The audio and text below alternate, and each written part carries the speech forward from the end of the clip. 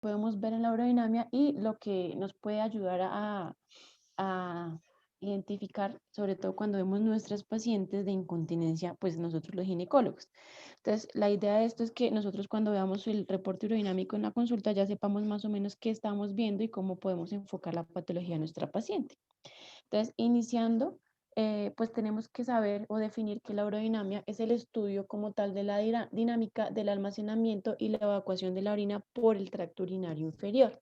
Este es un estudio que es un estudio provocado y lo que hace es medir algunos parámetros fisiológicos del proceso de la micción, del proceso del llenado vesical y el proceso de la evacuación vesical y todos los factores anatómicos funcionales que están pues inmersos en este proceso. La urodinamia se considera el estándar de oro para hacer evaluación de la disfunción miccional. Entonces, por eso es tan importante pues tener como claros algunos conceptos del reporte urodinámico para poder enfocar a la paciente.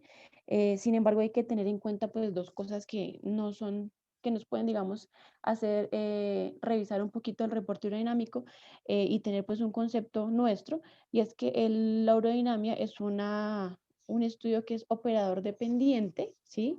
Y va a ser también un estudio observador dependiente o la persona que la interpreta pues también no puede llevar a que la interpretación en algún momento pueda ser equívoca.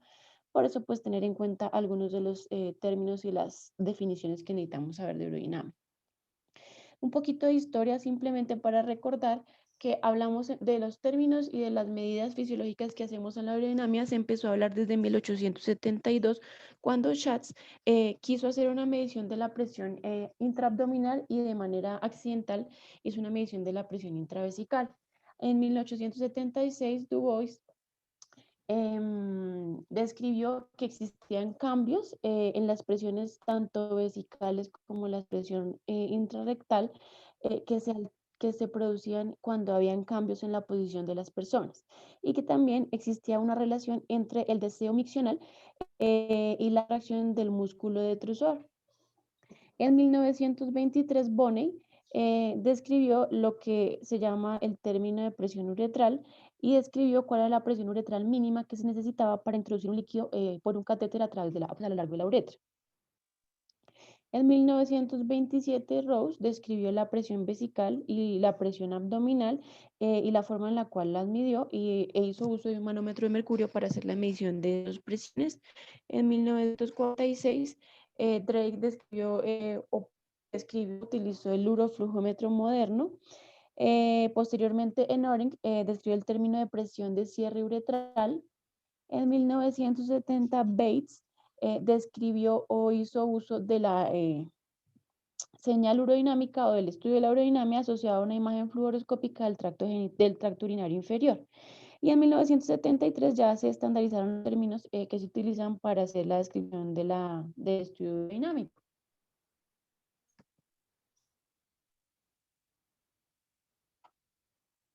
Entonces, como primera medida, pues tenemos que saber que la urodinamia no es un estudio, tiene una parte no invasiva y una parte invasiva.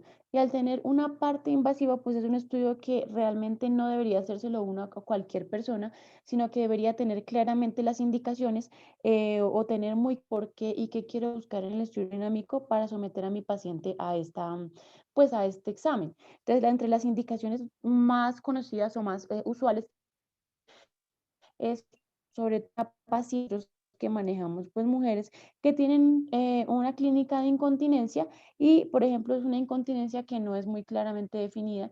La paciente no es muy clara en expresarnos qué tipo de incontinencia es la que más se presenta, o pacientes a las cuales les hemos hecho alguna cirugía para corrección de la incontinencia y persiste con sintomatología a este nivel, o pacientes en las cuales necesitamos establecer un plan quirúrgico para la incontinencia, pero queremos determinar algunos de los parámetros que nos brinda la urodinamia para definir cuál es la mejor intervención que deberíamos hacerle a esta paciente.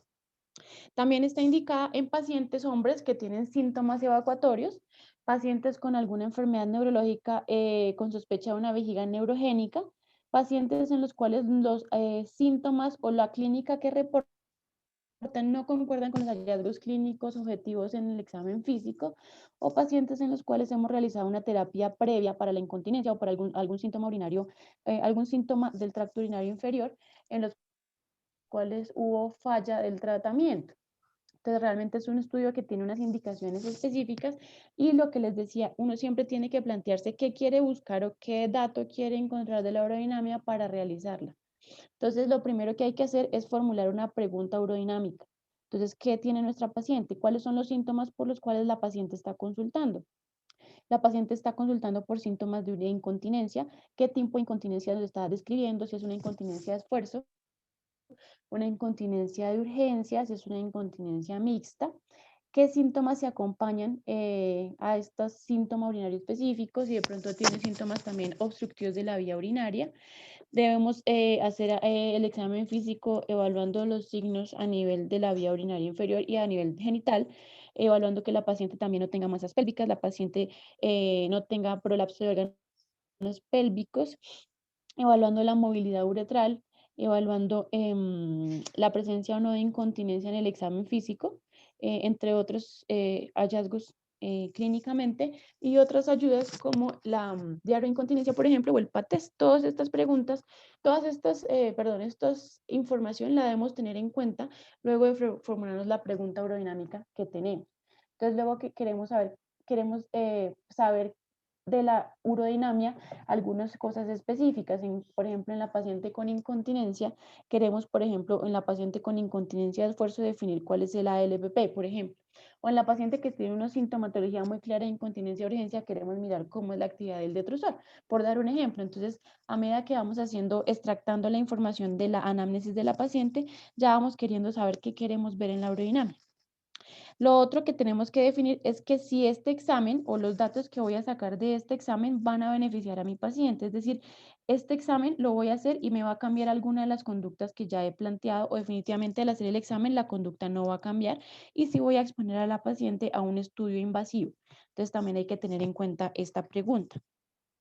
Lo siguiente es que hay que explicarle muy claramente al paciente cómo es el examen y cuál es pues, el objetivo de realizar este examen, dado que, como les decía, existe una parte invasiva que es a veces molesta para los pacientes. Entonces, necesitamos de mucha colaboración para que el paciente nos pueda informar todos los datos que se necesitan para hacer un estudio dinámico completo. La otra parte es en cuanto a la profilaxis antibiótica, como es un estudio que es invasivo a nivel de la vía urinaria, pues la idea es que debemos tener un urocultivo negativo previo para hacer la intervención en la vía urinaria. Sin embargo, en pacientes que tienen una uropatía obstructiva clara, que tienen pues, alto riesgo de que tengan retención urinaria, en estos pacientes pues habría que hacer una distinción en cuanto al manejo del antibiótico y deberíamos darle profilaxis antibiótica a estos pacientes con riesgo de infección, pues porque tendrían una alteración ya anatómica de la vía urinaria. Lo siguiente que tenemos que tener en cuenta es de los parámetros urodinámicos, qué parámetro nos va a indicar tal proceso de la micción. Entonces, cuando queremos evaluar el proceso de la evacuación, el parámetro urodinámico que mejor información nos va a brindar, pues es la uroflujometría libre y también el estudio de presión flujo. Si queremos evaluar cómo se comporta el llenado vesical, el mejor parámetro o los datos más precisos nos los va a indicar la evaluación de la cistometría. Si queremos evaluar la competencia uretral, como les decía, por ejemplo, en las pacientes que más manejamos, que son las de incontinencia, pues el ALPP es uno de los valores que queremos ver en la urodinamia. Cuando queremos mirar cómo están los músculos del piso pélvico, además del examen clínico, pues también podríamos hacer uso de la electromiografía, que es parte del estudio urodinamico.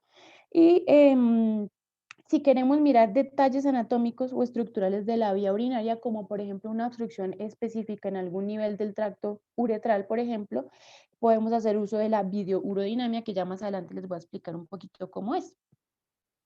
Entonces, tenemos dos tipos de procedimiento en la urodinamia, la parte no invasiva y la parte invasiva.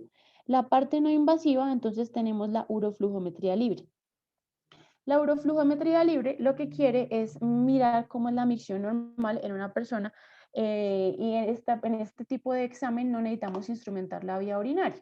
Entonces lo que se mide es la tasa de flujo urinario medido en mililitros por minuto y se miden los parámetros que tenemos en la parte derecha. Entonces el flujo máximo, el flujo promedio, que es el volumen evacuado dividido en el tiempo total del flujo, el volumen total evacuado y el tiempo del flujo máximo. Esos son los parámetros que vamos a hablar en la uroflujometría libre. Lo que queremos mirar al hacer este examen es cómo se comporta el detrusor, la cinética del detrusor versus la resistencia uretral. Existen algunos parámetros obligatorios que tenemos que tener en cuenta cuando queremos hacer la uroflujometría, y es que necesitamos tener un volumen mínimo de 150 mililitros para hacer una uroflujometría pues que esté bien, y no una uroflujometría que nos salga equívoca por un volumen bajo.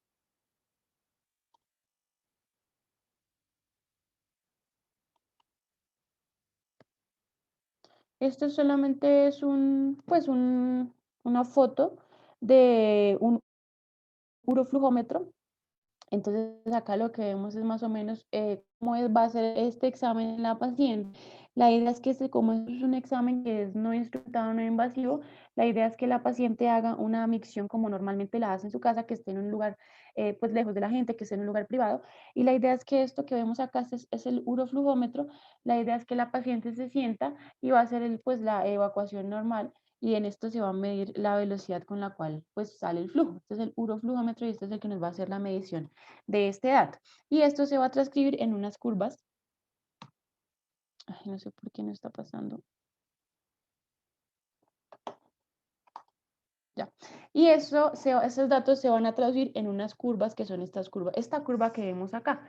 Esta curvita que vemos acá es la curva normal, la forma de la curva normal que tenemos que ver en una paciente que tiene una contracción normal del detrusor y un tracto de salida que es distensible, que no genera ningún tipo de obstrucción.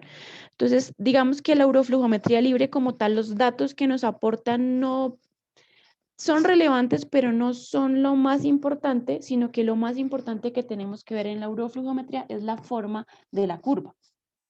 Entonces, lo que miramos en la curva, en esta parte, entonces es la tasa de flujo máximo.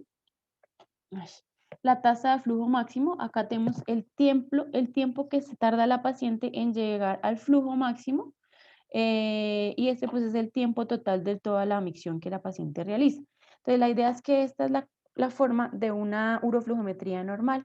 Si vemos una uroflujometría una curva de esta forma, pues estamos tranquilos y podemos decir que la paciente tiene un detrusor que se está contrayendo pues normal y un tracto de salida que es aparentemente distensible, pero como les decía, este no es el único estudio que hacemos para evaluar esta parte. Entonces, en primera instancia podemos inicialmente decir que la uroflujometría libre es normal. Normalmente las mujeres tienen un flujo mayor que los hombres, debe ser mayor a 35 mililitros por segundo, y en los hombres menores de 40 años debe ser mayor a 25 mililitros por segundo. Sin embargo, a medida que avanza la edad, en los hombres más mayores se acepta que la uroflujometría sea mayor a 15 mililitros por segundo. Hablamos de una uroflujometría que es anormal cuando la tasa de flujo máxima es menor de 10 mililitros por segundo, y hablamos de que es equívoca cuando tenemos un volumen que es menor de 150 mililitros, como les decía previamente, entonces es un volumen muy bajo para poder hacer la medición, o cuando tenemos una tasa de flujo máxima que está entre 10 y 15 mililitros por segundo. Entonces, como les decía, la forma de la curva es lo más importante, y acá tenemos un ejemplo de los tipos de curvas que podríamos ver en la uroflujometría, y esto nos puede hacer pensar o sospechar una patología en nuestra paciente. Sin embargo, no es completamente diagnóstica y debemos hacer uso de los otros parámetros urodinámicos. Entonces, como vemos en esta curva roja, la llaman digamos que el patrón de curva de superflujo, y lo que quiere decir aquí es que existe una muy baja resistencia de la uretra al flujo. Entonces esta paciente alcanza un flujo máximo muy rápido porque la resistencia que le genera la uretra es muy bajita. Este tipo de curva la podríamos ver, por ejemplo, en pacientes que tienen una incontinencia urinaria de esfuerzo, sobre todo en aquellas que tienen un déficit esfinteriano intrínseco. Entonces, para tener en cuenta la forma de esta curva, que podría ser una de las curvas que veríamos nosotros en la consulta de nuestras pacientes de incontinencia. La curva verde es el flujo, como les decía, en campana normal que deberíamos ver en las pacientes. La curva azul es un flujo disminuido, entonces vemos que se tarda en llegar al flujo máximo, y no llega a ser un flujo máximo como en una curva normal. Entonces es un flujo que llega, por ejemplo, a 10 mililitros por segundo y esto lo podemos ver sobre todo en pacientes masculinos que tienen hiperplasia prostática benigna, que tienen una obstrucción a la salida pues, del flujo urinario, o en un detrusor que es hipocontráctil, que no tiene la suficiente fuerza y capacidad para expulsar pues, con la fuerza que se requiere el flujo urinario. Tenemos también esta curva anaranjada que lo llaman un flujo aplanado. Entonces lo que vemos acá es que se tarda también un poquito en llegar al flujo máximo y el flujo máximo es muy bajito. Entonces se tarda mucho en sostener ese flujo máximo hasta que realmente nuevamente cae el flujo, y esto lo vemos sobre todo en pacientes que tienen estrechez uretral. Existe una alta resistencia a la salida de la orina, al contrario de lo que vemos en esta curva de superflujo en el cual el esfínter probablemente esté alterado. Tenemos esta curva que es la de las líneas discontinuas rosaditas, que es el flujo intermitente, y lo podemos ver en pacientes con obstrucción del tracto de salida, pero no cae completamente el flujo. Entonces baja y sube, pero no cae a cero. A diferencia de este flujo que vemos acá, que es el flujo en dientes de sierra, y lo vemos sobre todo en pacientes con disinergias vesicoesfinterianas. Entonces, lo importante de lo que les decía, la urofluometría es la curva. Curva normal, la verde, y estas son las curvas anormales. En las pacientes con incontinencia podríamos ver este tipo de curva que vemos acá.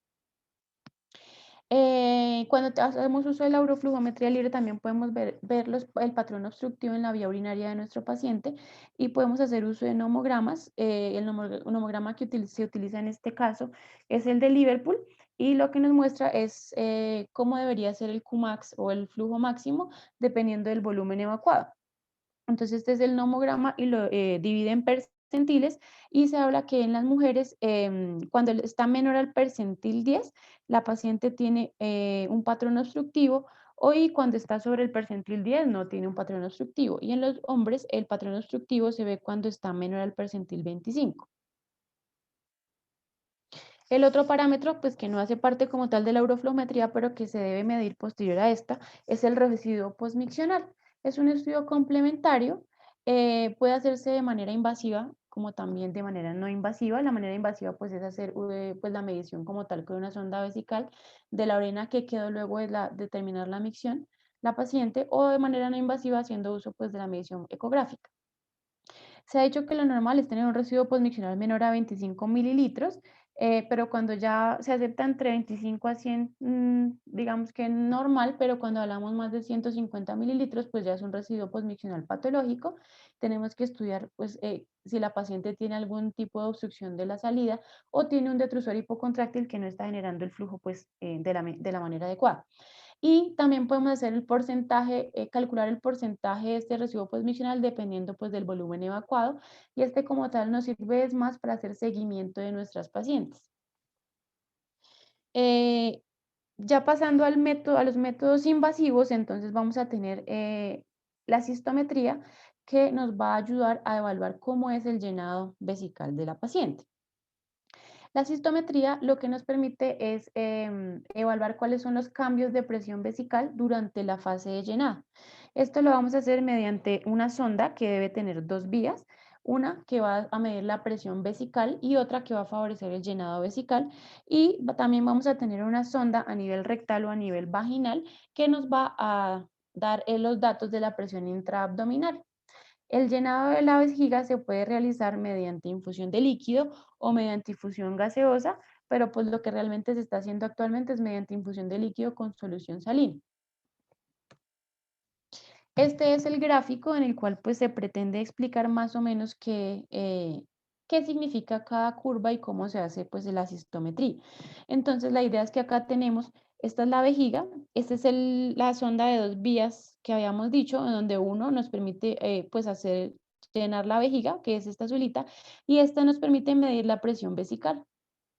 Esta va a ser acá y se va a traducir en esta gráfica. Y por otro lado vamos a tener una sonda que la vamos a poner a nivel rectal o vaginal para medir la presión abdominal, que es esta.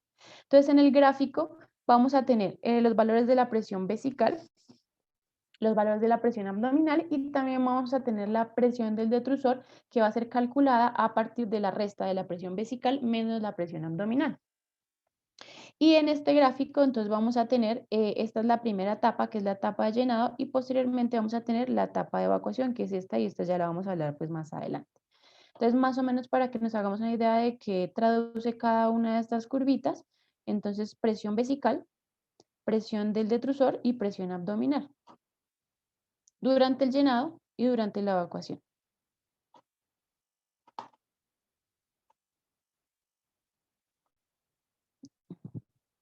Tenemos que tener en cuenta que cuando empezamos el estudio de la cistometría debemos tener unos parámetros de base cuando tenemos la vejiga en reposo, que nos hablan de que, pues, o sea, tenemos que tenerlos de base para saber que estamos en parámetros normales y luego hacer la medición de manera correcta. Entonces, en los parámetros iniciales en reposo tenemos que tener la presión vesical en supino en menor a 5 centímetros de agua, sentado menor a 15 y de pie menor a 30. Entonces, eso también va a depender de la posición del paciente en el cual estemos haciendo la urodinamia y también eso se tiene que especificar en el reporte. Y la presión abdominal en supino debe ser menor de 20, sentado menor a 40 y en bipedestación, perdón, menor a 50. Entonces acá vemos cómo debería ser, digamos, los niveles basales. Entonces acá tenemos la presión abdominal en supino, perdón, en supino tiene que estar en este nivel 20 y en sentado pues se permite que esté en 40. La presión vesical en 5 en supino, sentado en 15 y la presión del detrusor sí tiene que estar menor de 10 milímetros de mercurio, perdón, centímetros de agua. Las mediciones o los datos que vamos a obtener de la cistometría son los siguientes y pues nos van a ayudar también a orientarnos sobre el diagnóstico de nuestra paciente. Entonces, lo primero es la sensación, que es lo que la paciente, como su palabra lo indica, es lo que la paciente siente a medida que va llenando la vejiga. Entonces, la sensación se va a evaluar mediante varios deseos. El primer deseo es el deseo en el que, perdón, en la sensación en que la paciente ya siente que la vejiga se está llenando. Y normalmente esto pasa cuando tenemos un 50% de la capacidad cistométrica máxima, que usualmente es de 450 a 500 mililitros. Respecto al primer deseo, vamos a poder interpretar si la paciente tiene un deseo o tiene una sensación aumentada cuando el primer deseo se produce antes de que lleguemos al 50% de su capacidad, disminuida cuando llegamos o nos vamos más del 50% de la capacidad y la paciente no ha indicado la sensación de que está llenando la vejiga, ausente cuando llegamos a la capacidad vesical, a la capacidad citométrica máxima y la paciente nunca refirió deseo de micción, o inespecífico cuando se llega a la capacidad citométrica máxima, pero la paciente no refiere deseo de micción, pero sí presenta algunos otros síntomas diferentes como sensación de presión suprapúbica o disautonomías. Entonces, respecto a esto, vamos a poder hablar de qué tan sensible es pues el detrusor. La otra medida es la capacidad máxima, entonces el volumen que se va a llegar al final de la fase del almacenamiento. Como les decía, normalmente la capacidad está entre 450 a 500 mililitros y es en el momento en el cual el paciente tiene un deseo imperioso de micción. La distensibilidad nos va a hablar de la relación entre el cambio del volumen vesical con el cambio en la presión del detrusor y pues se habla que esta medida debe estar menor a 30 a 40 mililitros sobre centímetro de agua. Esta distensibilidad se debe medir cuando se alcanza la capacidad cistométrica y antes de que se genere una contracción no inhibida del detrusor que genere algún tipo de escape de orina. El otro parámetro que debemos evaluar es la actividad del detrusor.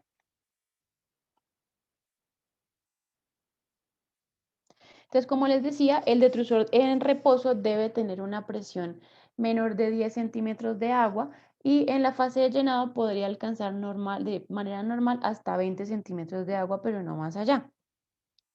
Debemos identificar si se presentan contracciones involuntarias del detrusor, que se define como cualquier actividad que se presenta antes de la evacuación. Hay que tener también en cuenta que el 18% de los pacientes a los cuales se les realiza urodinamia van a tener contracciones involuntarias del detrusor, pero son pacientes que normalmente son asintomáticos para el escape de orina. Y también hay que tener en cuenta que el 40% de nuestras pacientes sintomáticas con incontinencia urinaria de urgencia no van a presentar en la cistometría una contracciones involuntarias del detrusor, y esto no significa que las pacientes pues no tengan esta patología. Vamos a tener dos tipos de ondas, que son las ondas fásicas o las ondas terminales. Las ondas fásicas normalmente son en forma de onda, y estas pueden generar o no pueden generar incontinencia urinaria de urgencia. Pero tenemos la actividad terminal, que esta es una onda única que se genera usualmente cuando llegamos a la capacidad cistométrica, y esta sí va a generar incontinencia urinaria de urgencia. Entonces hay que tener en cuenta pues estos dos tipos de, mm, contracciones del detrusor.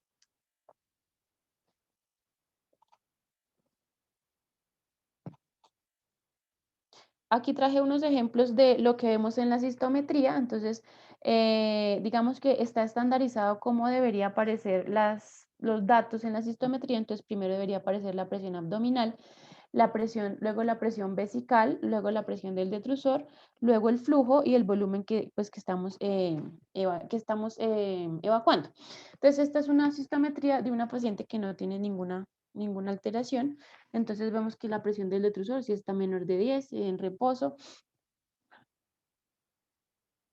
y la presión vesical va a estar menor de 15, y la presión abdominal también va a estar normal en la paciente que tiene una cistometría normal. Esta es una cistometría de una paciente que tiene contracciones involuntarias del detrusor. Entonces lo que vemos acá en la presión abdominal, no hay aumento en la presión abdominal, sí hay aumento en la presión vesical, y esto se va a correlacionar con aumento de la presión del detrusor en estos piquitos que vemos acá, y esto se va a correlacionar con momentos en los cuales hay escape de orina, que serían todos estos piquitos que vemos acá en la curva de flujo. Y este es el ejemplo de una cistometría de una paciente con incontinencia de esfuerzo, en las cuales vemos que cuando existe aumento de la presión abdominal en esta parte, vamos a presentar un aumento de la presión vesical, y esto se va a correlacionar con una escape de orina en esta zona y en esta zona, sin tener un aumento de la presión del detrusor. El otro parámetro que nos permite evaluar la cistometría es la función uretral, que también es muy importante que tengamos en cuenta nosotros que manejamos las pacientes con incontinencia. Entonces, normalmente la presión de cierre uretral es mayor que la presión vesical cuando existen aumentos de la presión abdominal. Eso es lo normal que debe pasar para evitar que exista escape de orina con el aumento de la presión abdominal, con la valsalva, con el esfuerzo. Es normal que la presión de la uretral sea positiva durante el llenado, y ocasionalmente puede ser superada cuando existe hiperactividad del detrusor, sin significar que exista una deficiencia del esfínter, por ejemplo, porque la hiperactividad del detrusor sí puede generar una presión que supera la presión intrauretral. Tenemos una función uretral que es una función uretral que es incompetente cuando vemos que existe escape y no hay evidencia de contracción del detrusor. Tenemos una incontinencia de esfuerzo cuando vemos que existe escape de orina, cuando tenemos aumento de la presión abdominal y no hay contracción del detrusor, como les mostré en la gráfica anterior. Y tenemos que hay incontinencia por relajación uretral cuando existe escape, pero no hay aumento de la presión abdominal y tampoco hay contracción del detrusor. Entonces son como los tipos o cómo podríamos describir la función uretral dependiendo de lo que encontremos en la cistometría. Las formas para medir la función uretral, pues lo más usual o lo que usamos actualmente es la presión de escape abdominal o ALPP, que lo que mide o lo que interpreta es la presión vesical en la cual se produce escape de orina y no se asocia a contracción del detrusor, y esto en contexto de un evento de esfuerzo de Valsalva. Entonces, este parámetro es el que nosotros utilizamos y nos sirve para pensar cuál sería la etiología de la incontinencia urinaria de esfuerzo de nuestra paciente y también para planear cuál es el mejor abordaje quirúrgico cuando queremos hacerle manejo quirúrgico a la incontinencia. Entonces, se ha hablado que cuando tenemos una LPP menor de 60 centímetros de agua, podemos sospechar que nuestra paciente tiene un déficit esfinteriano intrínseco. Cuando tenemos una LPP entre 60 y 90 centímetros de agua, es una LPP equívoco, entonces no sabemos cuál de los dos procesos patológicos predomina, pero puede ser una unión de ambos. Y cuando tenemos una LPP mayor de 90 centímetros de agua, hablamos que es la incontinencia genuina o la que se relaciona con el déficit del soporte uretral. Sin embargo, hay que tener en cuenta que el ALPP puede ser equívoco cuando estamos en presencia de una paciente que tiene hiperactividad del detrusor. Entonces, no podemos confiarnos tanto de ese ALPP cuando la paciente tiene hiperactividad del detrusor para tomar decisiones. Este es un gráfico que nos muestra más o menos cómo sería la gráfica de la cistometría dependiendo de la LPP. Entonces acá vemos que cuando tenemos, esto significa pues el escape de orina. Cuando tenemos el escape de orina y se presenta con una presión vesical menor de 60 centímetros, entonces pensamos que la paciente tiene un déficit esfinteriano intrínseco. Cuando está entre 60 y 90 y hay escape, zona gris, entonces puede tener los dos mecanismos. Y cuando se produce el escape, cuando con una presión vesical mayor de 90 centímetros de agua en ausencia de contracciones del detrusor, podemos sospechar que el déficit de soporte uretral es la causa de la incontinencia de nuestra paciente y todo esto pues debe suceder en contexto de Valsalva. Cuando no tenemos ningún escape con Valsalva, pues ya lo que se hace es decirle a la paciente que haga varias secuencias de tos para definir si definitivamente hay un escape. Y hay que definir a qué volumen estamos presentando el escape y pues definitivamente definir a qué presión vesical se produce el escape porque es el dato que nos interesa. La otra forma de medir la función uretral, que no es, digamos, algo que usualmente se haga, porque es un estudio que no está tan estandarizado y no es tan fácil de hacer, es la medida como tal de la presión uretral. Esta medida se puede realizar ya sea en un punto específico de la uretra, o se puede hacer en varios puntos de la uretra y con estos datos se puede hacer una profilometría uretral, que es como mirar más o menos cómo se comporta a lo largo de la uretra la presión pues intrauretral. La medición a su vez se puede realizar durante la fase de almacenamiento, durante el esfuerzo y durante la misión, ya sea en un punto o en la profilometría uretral. Cuando hacemos uso de la profilometría uretral, que ya les voy a mostrar un grafiquito de más o menos cómo se realiza, entonces cuando la medimos en reposo, se habla digamos, de la definición de presión máxima de cierre uretral, que se define como la presión uretral máxima, restándole, perdón, la presión vesical. Y hablamos de que tenemos un déficit esfinteriano intrínseco cuando tenemos una presión máxima de cierre uretral que es menor de 20 centímetros de agua. Entonces, ¿eso qué quiere decir? Que la presión, o sea, la diferencia entre las dos presiones es muy bajita, entonces esa uretra tiene una presión que realmente se está casi igualando a la presión vesical. Entonces, a menor presión máxima cierre uretral, pues más deficiente está nuestro esfínter, porque la presión que está generando es muy bajita. Esta profilometría también se puede hacer en esfuerzo y también durante la micción. Y durante la micción lo que nos permite es identificar el sitio específico de la obstrucción. Entonces, como les decía, este estudio de la profilometría y la medida de la presión como tal intrauretral no es algo que se haga rutinariamente y se ha indicado que lo que nos puede generar es relevancia cuando queremos definir el método quirúrgico de la incontinencia de esfuerzo, pues porque si tenemos una presión máxima cerebral menor de 20, pues ya sabemos que nuestra paciente tiene un déficit esfinteriano intrínseco y también con aras de investigación, pero como tal que lo hagamos o que se haga rutinariamente, pues de lo que leí, creo que no se hace rutinariamente. Entonces, más o menos lo que se hace es poner una sonda y la sonda pues va a medir al mismo tiempo la presión vesical y también la presión intrauretral y lo que se hace es que se va sacando, cuando se quiere hacer la profilometría, se va sacando lentamente a una que en este momento pues no me acuerdo bien, pero es una velocidad específica y se van tomando los datos de ambas presiones. Y luego esto se va a mostrar en un grafiquito que es este. Entonces esta es la presión uretral máxima, toda esta, y esta es la presión vesical y de cierre uretral máxima es la resta de esta total menos la de la vejiga. En este gráfico pues se muestra es una presión de cierre uretral máxima normal, porque la vemos que es más o menos de 110 menos 25 sería como 85, o sea, es normal. Es un gráfico de una profilometría normal, pero pues si habláramos de deficiencia esfínter intrínseca, entonces tendríamos una presión máxima oral que estaría por acá más bajita y la resta de estas dos nos daría menor de 20. La otra parte del estudio invasivo de la urodinamia, pues es el estudio presión-flujo, y en este lo que nos va a mostrar más o menos es cómo es el proceso de la evacuación, cómo se produce el vaciamiento del tracto urinario inferior. En esta parte del estudio nos vamos a pensar o vamos a tener en mente cómo se está contrayendo el detrusor y también vamos a mirar cómo se está comportando la uretra, porque queremos mirar qué tanta fuerza tiene el detrusor para evacuar y qué tanta resistencia o qué tanta facilidad nos está generando la uretra para que salga la orina. Entonces, cuando hablamos de la contractilidad del detrusor, también tenemos que definir pues, la presión del detrusor en la micción con el flujo máximo. Y dependiendo de esto vamos a definir si es un detrusor que es hipoactivo o incluso un detrusor que es acontráctil. Y esto lo podemos encontrar en pacientes en los cuales identificamos residuo postmiccional. Importante, cuando tenemos un detrusor que no se contrae de manera anormal o definitivamente no se contrae.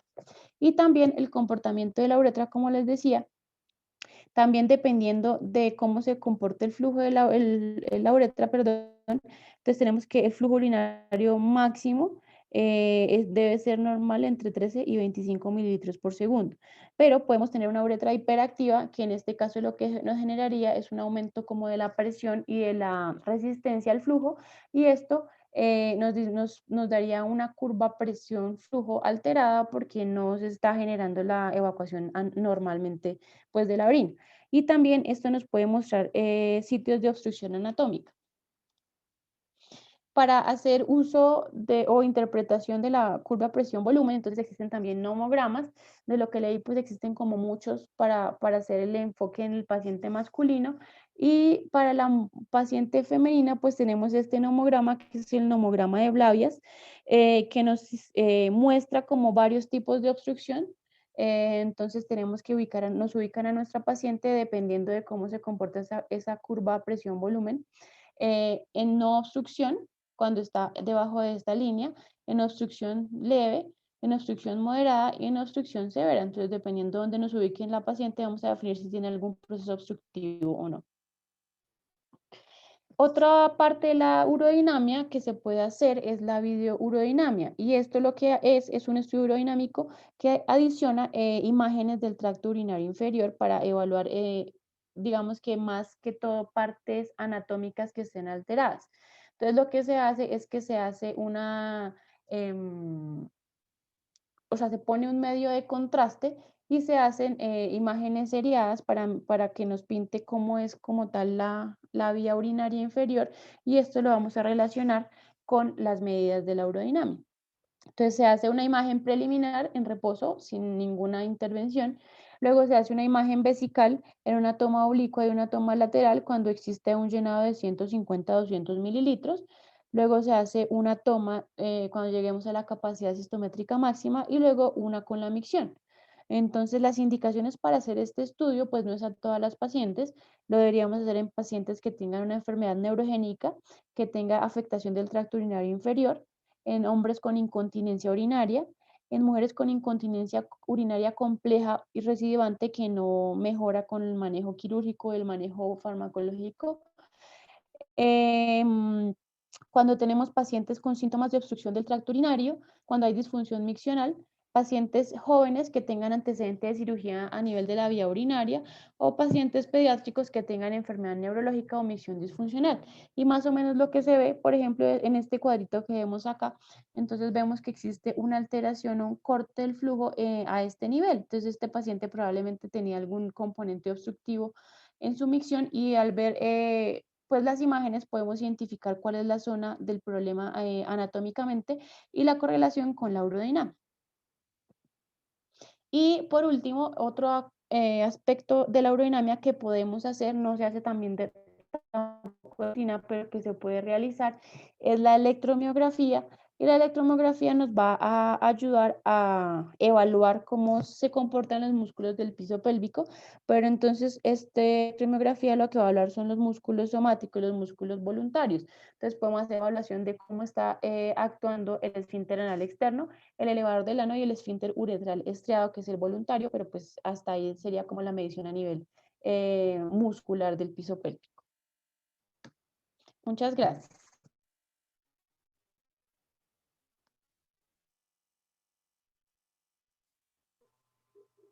Bueno, muy bien, muchas gracias, Alejandra.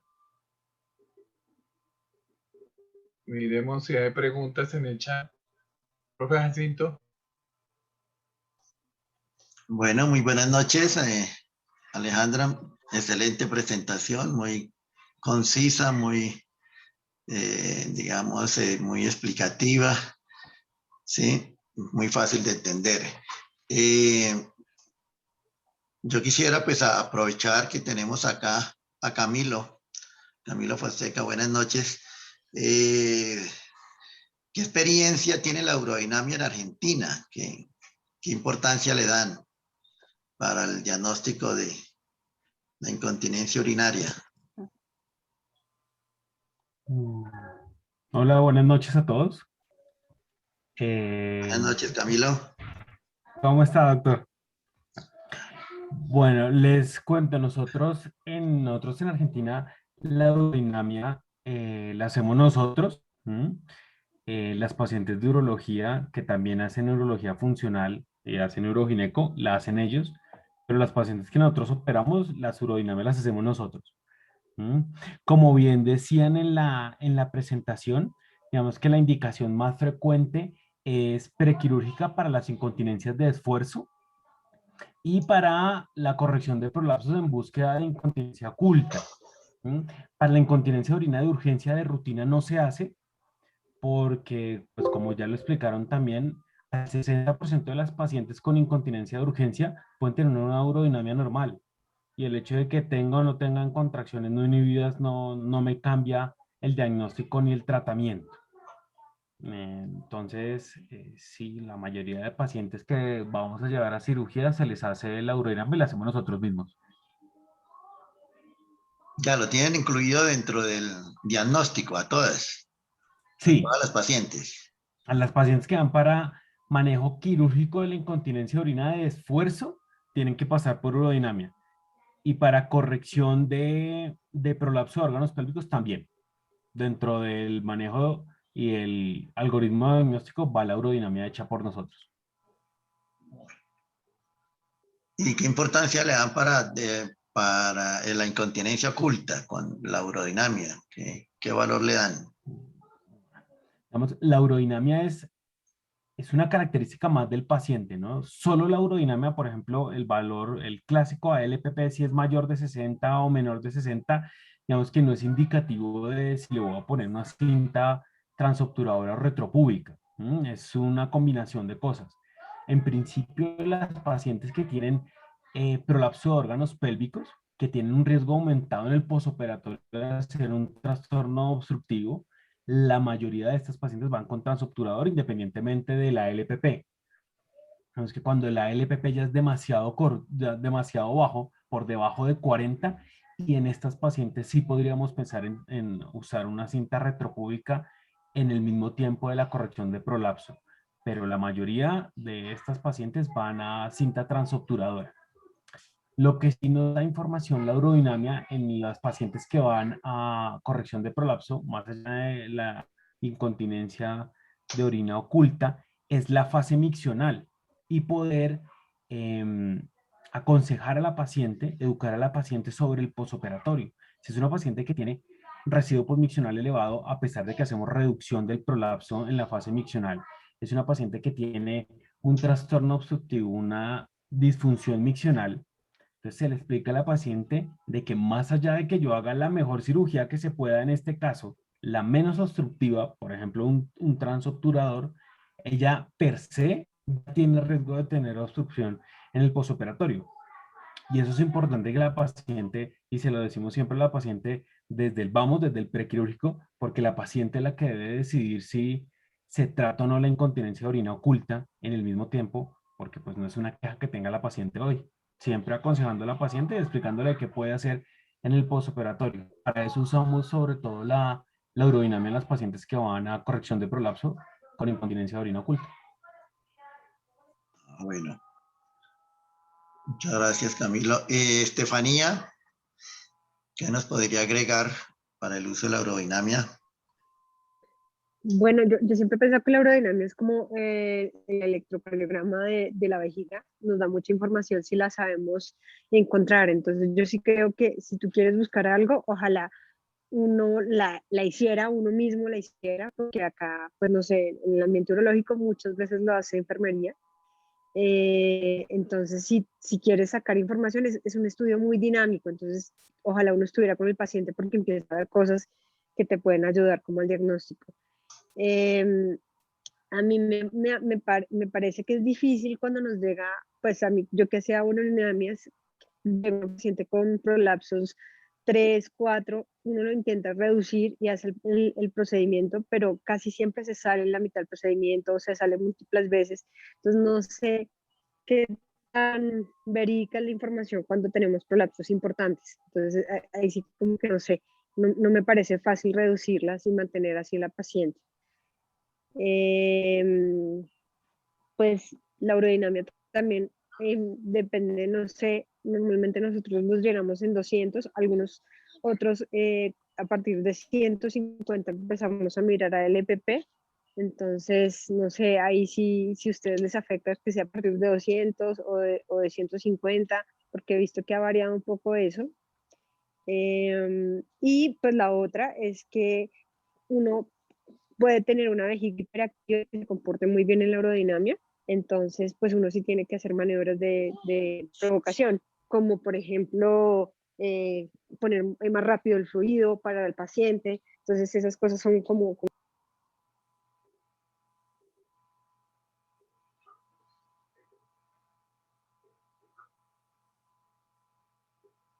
Se le fue el sonido a Stephanie. Bueno, mientras completa.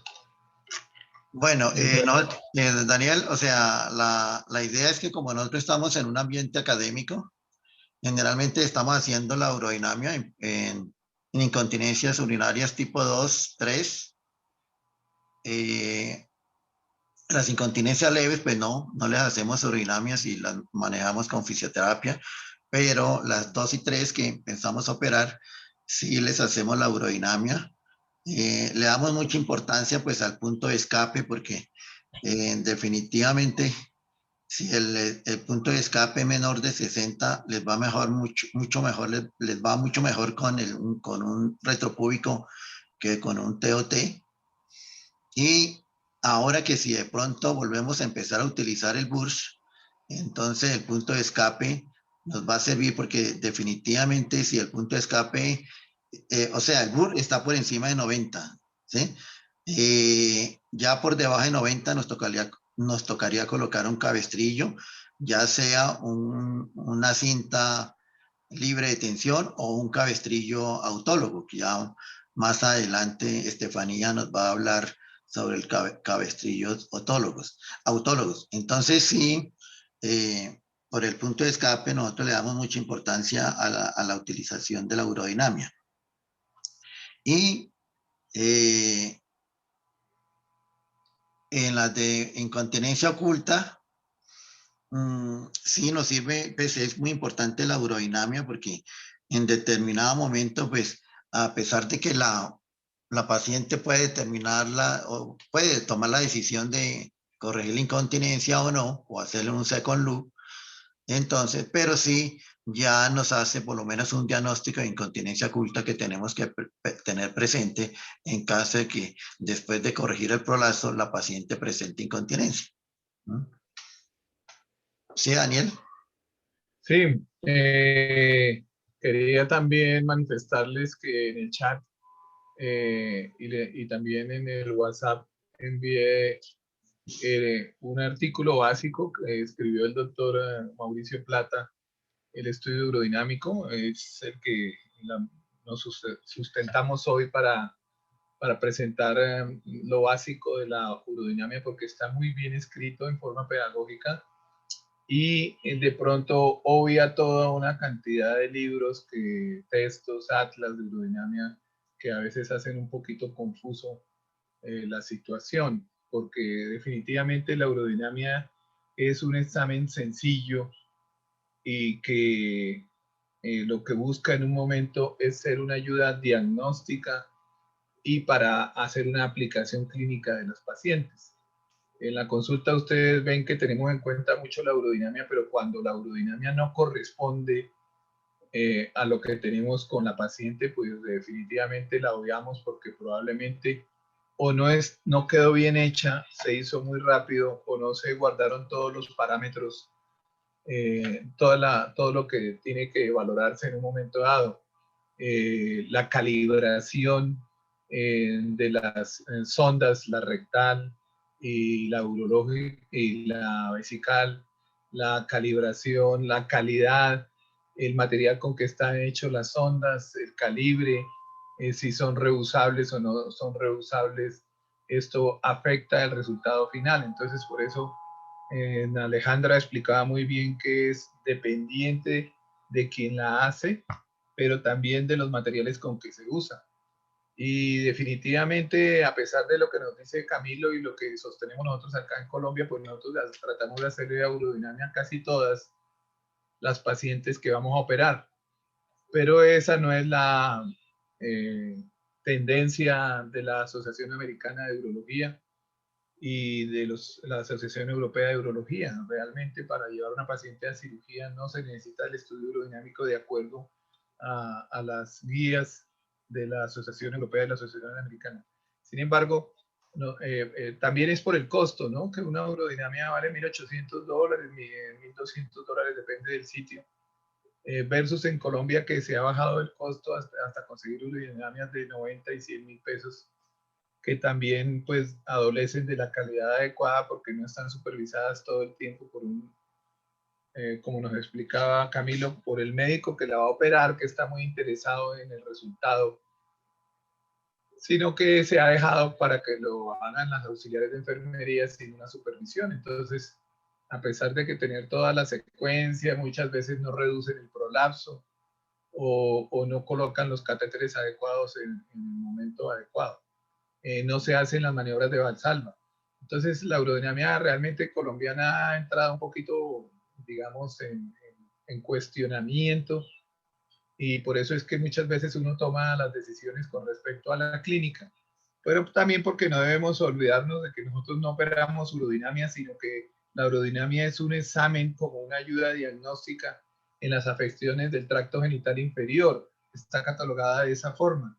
Y tenemos que hacerle una aplicación clínica a esa urodinamia. No tenemos que encajar la paciente en la urodinamia que nosotros queremos obtener, sino nos da un importante informe. La urodinamia también se divide en la uroflujometría libre, en la cistometría y en el estudio presión-flujo. Esos son como el resumen grande, aunque podemos hacer también medición de residuo postmisional o podemos hacer el test de función uretral. Pero definitivamente esas tres básicas iniciales está dividida una urodinamia bien hecha. Lógicamente también tiene la electromiografía finteriana y en un momento dado pues necesitaremos también la videourodinamia. Lo que queríamos dejar en el ambiente también es que la urodinamia es fácil, se puede interpretar bien, no hay ninguna edad para comenzar a aprender de la urodinamia. Uno puede comenzar a aprender la urodinamia a los 20 años cuando está haciendo el pregrado, o a los 50 o a los 60. Y no hay que tenerle miedo a la urodinamia.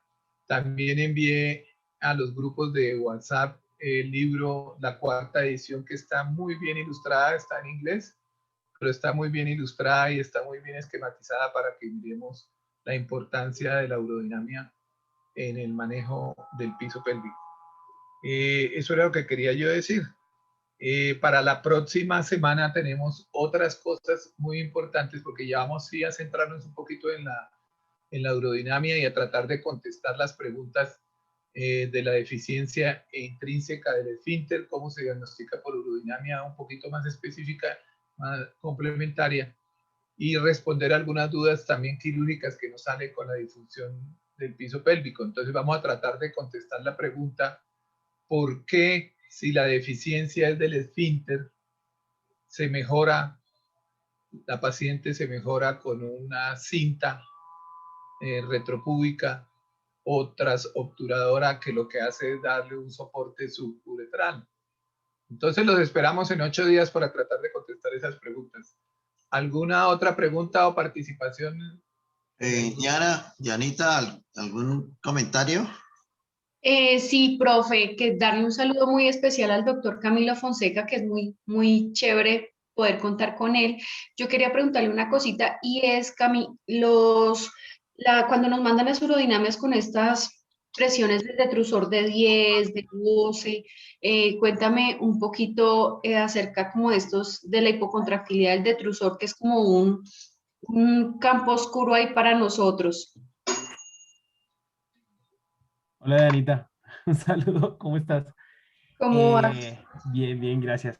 Bueno, antes de contestar tu pregunta, sí quiero hacer como una cuña y estoy totalmente de acuerdo con lo que decía la doctora Estefanía Duque, que lo importante de la urodinamia es tener una pregunta urodinámica.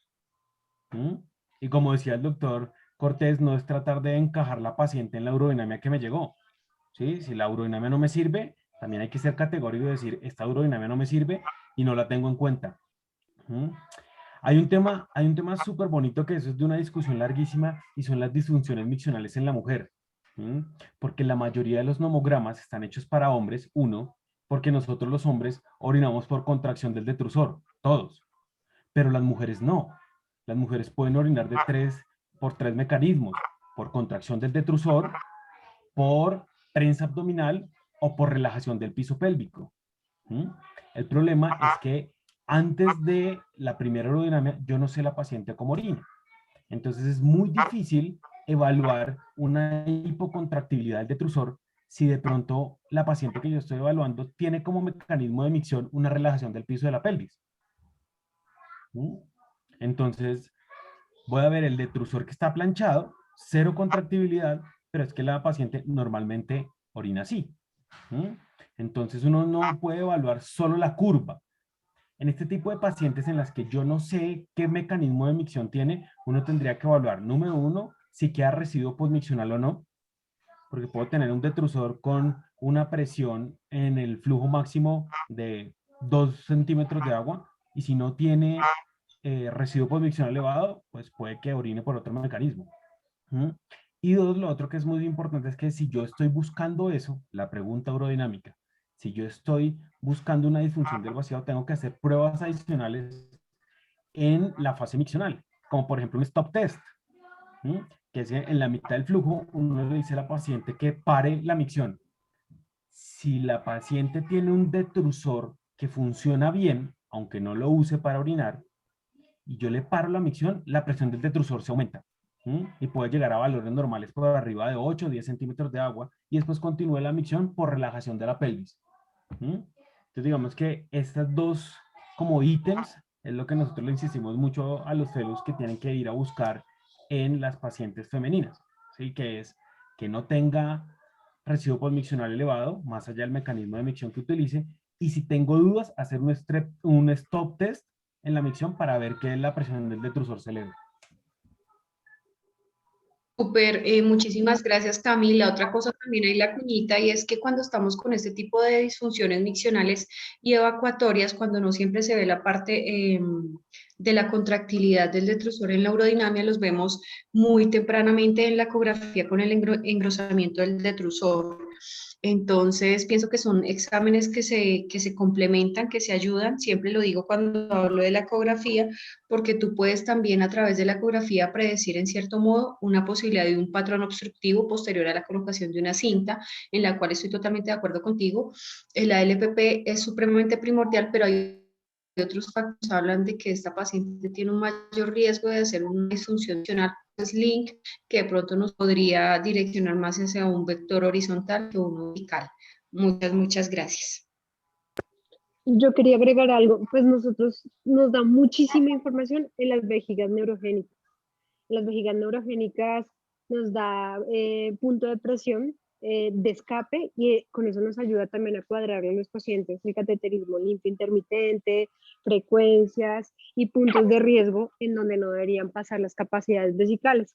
Entonces también es muy importante para nosotros, tanto en vejigas neurogénicas como en los niños también.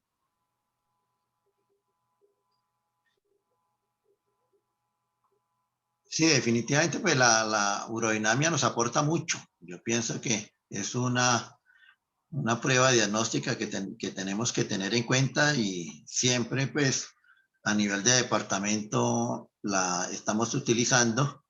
Ya le digo, en todas las pacientes que nos consultan por incontinencia 2, 3, en los prolapsos, en las pacientes con incontinencia y menopausia.